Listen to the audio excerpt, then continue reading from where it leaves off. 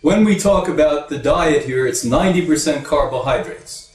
Carbohydrates meaning vegetables, sprouted grains, sprouted beans, and in some cases, limited amounts of fruit. Those people in the conquest of disease who are trying to eliminate those disorders, no fruit is part of their diet. Healthiest people, no more than 15% ripe, R-I-P-E fruit. Remember, unripened fruit is the second largest problem, if not the first largest problem. It will take out of the body massive amounts of nutrients and prematurely age the person. The sugar is a second problem, of course. So we never want to have too much of that in our bloodstream. We want to balance protein, carbohydrate. The kind of carbohydrates that I was just talking about are literally going to be giving you whole lots of energy, whole lots of vitality, but not give you a whole lot of problems, as cooked carbohydrates do. Cooked grains, cooked potatoes, and things we make from grains like breads and pasta are highly dangerous. They also break down to sugar. And one of the reasons most of you have a major problem, as I did coming off of them, because it's another source of sugar. More words have been placed in my mouth. Now let's clarify what I said, because I'll never forget what I said, because I don't change my opinion. I'm not a flip-flopper. The fact of the matter is that the Hippocrates diet is the most nutritionally rich diet on the planet Earth. It has the highest forces and sources of protein, an extremely balanced form of carbohydrate, and a healthy digestible form of fats. With that said, what I commented on is the fact that today everyone in the world is under enormous amounts of stress and pressure.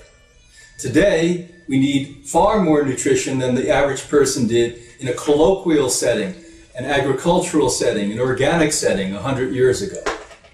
Due to that excess stress and pressure, we burn out nutrients far quicker and far more rapidly than we ever did in the history of mankind before.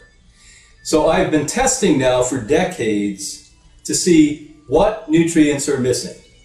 Now, I don't want to be specific, but I can tell you that I've done lots of testing on people who are not eating the Hippocrates diet. And they are generally lacking far, far higher amounts of all forms of nutrients. But even those of us and people like myself who have maintained this lifestyle for a long time, over 3 decades, literally at times due to pressure, stress, pollution, all the things all of us are touched by daily in our life, I occasionally, thank goodness, miss a couple of minerals.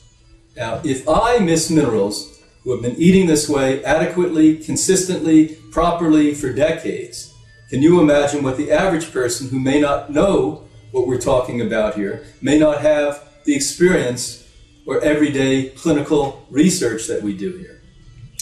We test the guest and see what nutrients are missing. We test people on all forms of diet from all over the world, different ages, different genders, different races. And here is the blanket statement again.